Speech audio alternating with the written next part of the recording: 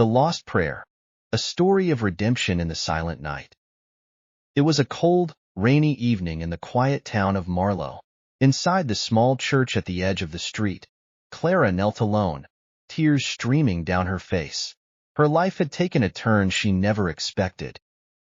Clara had once been the definition of success, a promising career, a wide circle of friends, and a heart full of hope. But life doesn't always go as planned. When the company she worked for went bankrupt, everything unraveled.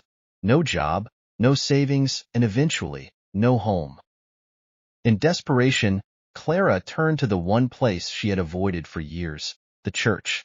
As a child, she had grown up here, listening to sermons about faith and grace. But adulthood and the chaos of life had pulled her far away.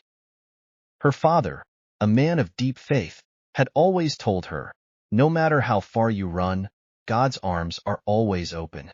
Those words echoed in her mind as she stepped inside. That night, Clara prayed for the first time in years. But it wasn't a polished prayer. It was raw, messy, filled with doubts and questions. "God, if you're really there, I need you." As she prayed, a soft voice interrupted her. "You're not alone, dear."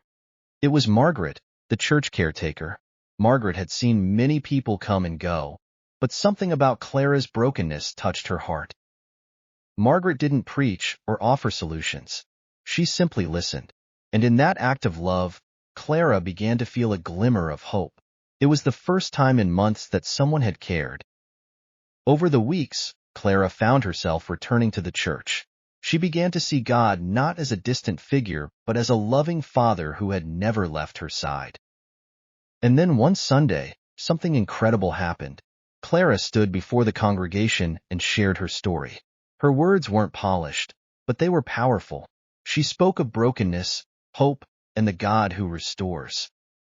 Clara's life didn't magically become perfect, but her heart was changed forever.